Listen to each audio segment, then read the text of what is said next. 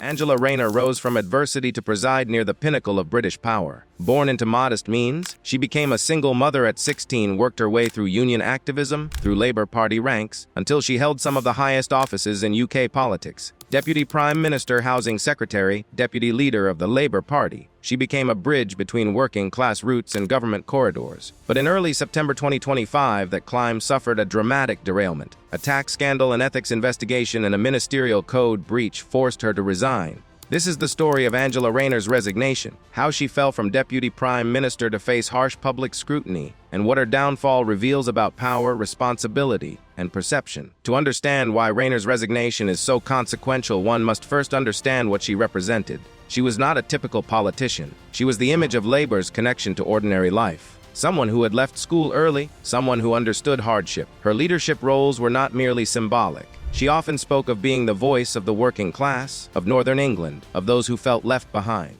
Her ascent is a testament to personal grit and political ambition. For many, she was hope that the Labour government under Prime Minister Keir Starmer would not lose touch with everyday people. Then came the mistake. Angela Rayner purchased a flat in Hove in May 2025, costing about $800,000. She treated that flat as her primary residence for tax purposes under an assumption that allowed her a reduced stamp duty rate. But when the transaction was examined more closely, it became clear that she had underpaid stamp duty by approximately $40,000. Legal advice she had received at the time included cautionary notes that it was not specialized tax advice. She did not seek the additional specialist tax advice she ought to have. Ethics rules demand clarity and full compliance from those who serve in high office. It is not enough to believe one is doing right, one must act with full diligence. An independent advisor on ministerial standards, Sir Laurie Magnus, conducted the investigation. His report found that although Rayner had acted in good faith and cooperated fully, she had failed to meet the highest standards of proper conduct. He emphasized that she did not heed the caution in the legal advice given, which explicitly stated that it was not expert tax advice and suggested that expert advice be sought. In failing to do so, she breached the ministerial code. Facing mounting pressure from media scrutiny, political opponents, and public expectation alike, Rayner made a decision. On 5 September 2025, she resigned from all her government roles: Deputy Prime Minister, Housing Secretary, and Deputy Leader of the Labour Party. In her resignation letter to Prime Minister Keir Starmer, she expressed deep regret, took full responsibility for her error, and acknowledged she had not met the required standards. She insisted it was never her intention to do anything other than pay the correct amount. But intention and outcome diverged sharply in this case. Prime Minister Starmer responded with regret. He said he was very sad to lose her from government, described her as a trusted colleague and a true friend. He accepted her resignation, believing it to be the right decision. Her departure triggered one of the largest cabinet reshuffles since Labour took office. David Lammy was appointed Deputy Prime Minister and Justice Secretary. Yvette Cooper moved to Foreign Secretary. Shabana Mahmood became Home Secretary. Steve Reed took over Housing. Many other positions shifted. It was a moment of profound instability for Starmer's administration. As soon as the story broke, questions swirled. How did such an error escape internal scrutiny until it became public? Given Rayner's high profile and the media attention she enjoyed, why did no one in her team or in government pick up early warning signs? Some legal advice was obtained, but its limitations were explicit. The cautions were there, the ambiguities were there. She did not seek additional specialist advice. In politics, perception is often as damaging as guilt. For many observers, even though she acted in good faith, underpaying tax, even unintentionally, is in tension with her public commitment to fairness and workers' rights. The political fallout was immediate and intense. Her resignation damaged Starmer's government in two ways. First, it undermined credibility. Labour had positioned itself partly on ethics, competence, decency. Losing a deputy prime minister over a tax error, no matter how honest, weakens that narrative. Second, the reshuffle created uncertainties. Ministers who were moved, schools of thought within Labour that Rayner had helped balance, were suddenly recalibrated.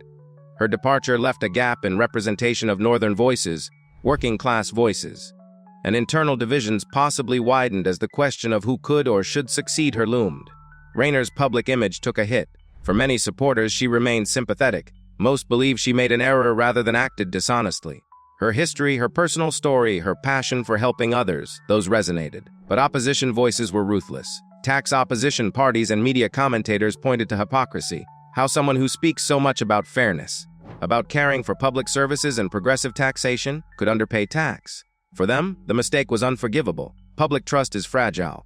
It is especially fragile for those who claim moral leadership. Once expectations are high, the margin for error is small. Rayner's error, though technical, became symbolic. There is also personal cost. Rayner, as many know, raises a disabled son, and part of her financial and living arrangements involved trusts and family property. She said those arrangements contributed to the confusion in tax treatment, but to the public, complexity is not explanation. To many people, trust is binary. Either you did right by the rules clearly, or you did not. Arrangements with trusts, previous homes, assumptions about what qualifies as your primary residence, these details may matter to accountants but often fail to satisfy public scrutiny. Rayner's personal circumstances earned her sympathy in some quarters, but they did not fully protect her from condemnation in others. One must consider the ethics dimension. The Ministerial Code of Conduct in UK politics demands that those who serve act in accordance with the highest ethical standards. The independent advisor found Rayner breached that code. She had legal advice, but relied on advice that was explicitly non-specialized. She did not obtain specialist tax advice when it was necessary. In this case, ethics was not about intention alone. Ethics was also about process, about due diligence. When someone is in a high position and making decisions about large financial transactions, the requirement is not only that they act honestly, but that they ensure they comply fully. Rayner's case is a reminder of how those standards operate and how delicate is the margin between error and breach. The broader implications for Labour and for UK politics are many. For Labour, this is a test of whether Starmer's government can maintain its message about competence, transparency, and integrity. How Starmer manages this crisis will signal whether the government is resilient. For the public, this is a signal about accountability. If senior figures are held to account, even for mistakes made in good faith, then the promise of fair rules for all still holds weight. But if mistakes by powerful people seem to be excused, cynicism deepens, trust erodes. Rayner's resignation is thus both isolated and deeply emblematic. In the end, is Angela Rayner's fall permanent or only temporary? She has been a significant political force. Her network, her support among trade unions and among working-class voters, her role as former deputy leader of Labour, all remain. Even outside government, she retains influence. Many will judge her on what she does next. Will she rebuild trust? Will she show that she learned from this? Or will this become the defining moment of her career? Because here is the real question that lingers when someone you trust makes a mistake, when someone who promised integrity is found to have ignored a warning. What matters more? Honesty after the fact, or preventing the problem before it hurts reputation? Angela Rayner resigned. She accepted responsibility. But she also did not seek the specialist advice she was advised to seek. The error existed. The cost was steep. Angela Rayner's resignation is a warning across politics. No matter how high you rise, no matter how strong your values, oversight, transparency, and strict attention to procedure are non-negotiable. One misstep in tax compliance is small by some measures, but for someone in her position, the smallest misstep becomes magnified. So where does this leave UK politics now? With a shaken government, with Starmer under pressure, with reshuffled ministers who may not carry the same balance, with public trust that must be refreshed, and with Angela Rayner's own career at a crossroads. She remains known, still respected in many circles, but marked by this scandal. For many, she is no longer Deputy Prime Minister, but she is still a person with purpose, still a political actor. Her next moves will matter deeply. This is Fame Daily, bringing you the full story of Angela Rayner's resignation from UK's Deputy PM to scandal fallout.